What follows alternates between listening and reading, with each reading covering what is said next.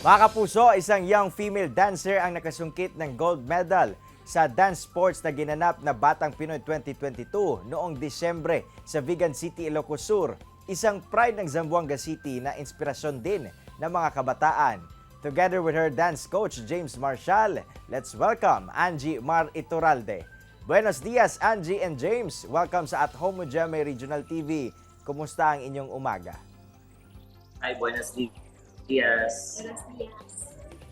Angie, 15 years old ka pa lang but you were on fire sa stage the moment you showcase your dancing talent. Ano ang na-feel mo na naiuwi mo sa Zamboanga City ang gold medal sa Latin Junior Female category sa dance sports sa Batang Pinoy 2022? It's an honor po to win a gold medal in my hometown. For me, it's really an honor and parang privilege na din siya to represent Zamboanga City since nag-start kami sumali ng dance sports competition dito sa Batang Pinoy. We always rank number 2. Sometimes hindi kami nakakapasok. But this time, is nakakataba ng puso na makapasok to be part of the top 3. And luckily, we managed to get the gold medal for Zamboanga City. Angie, napag-alaman namin that you've started dancing at the age of 7. Paano mo ba na-discover na parang nag-i-incline ka sa dancing? Si Tito po yung nag-introduce sa akin dance sport po. Actually, sir, it's not my hobby po sa pagsasayaw. Na-enjoy ko lang po siya sa sayaw. Yung tuloy-tuloy na po yung pagsasayaw ko. And I gain many friends po. Yun na. Nako Angie, you have been joining both national and international competitions. Ano yung mga unforgettable experiences mo rito and gaano ka-supportive ba ang parents mo sa'yo? Well, forgettable experience po. Yung first time competition ko po sa Korea. And I received cash prize po. And sa national po, may mga connection na po and I travel a lot. Coach James, may recent post ka sa iyong social media account na Nuay man yo requesa para dale kanila el talento, yalang yo dale. Ano ba ang gusto mong ipabatid sa mga tinuturuan mo ng mga dancers? Yes. Actually, yung message ko noon that time, nung pinost ko yan, is for my mga niece and nephews. Okay, since I run my own dance studio, I grew up in I grew up in a poor family. So, ang pwede ko lang maibigay sa kanila is my talent. I-share ko para sa kanila. Nako Angie, pwede mo bang ma-share sa amin this morning kung ano ba ang mga signature dance moves mo sa dance sports?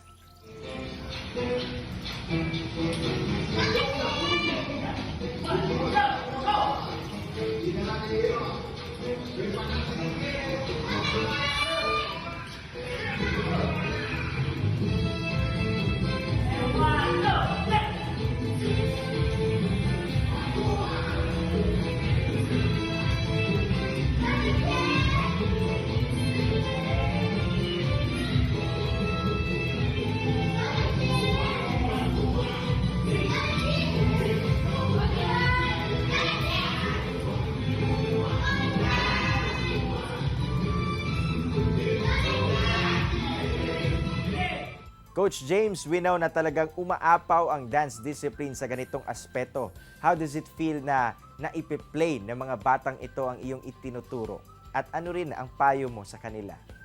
Yes.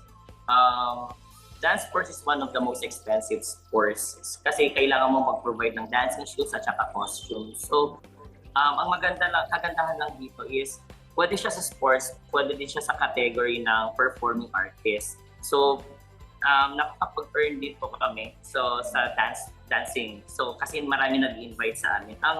Ang kailangan mo ng maraming disiplina dito.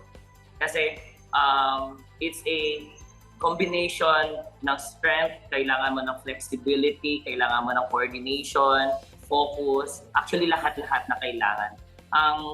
Ang mapapayo ko lang sa mga student at saka sa mga bata na gustong sumali sa dance sports, kailangan ng maraming pasensya. at saka focus.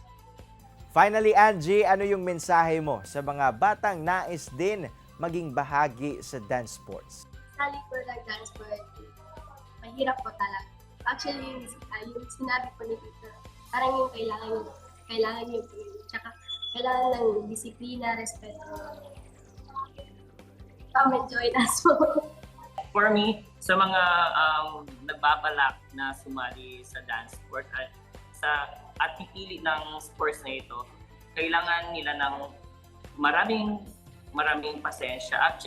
Actually, it's a form of kailangan din nila ng time management kasi hindi siya easy.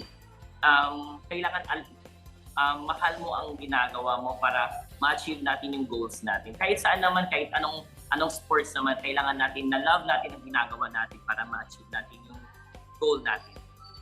Maraming salamat, Angie and Coach James, sa oras na yung ibinigay dito sa At Home with GMA Regional TV. Ingat kayo palagi. Mga kapuso, chillax lang mo, kay mo balik pa ang At Home with GMA Regional TV. Kini ang At Home with GMA Regional TV.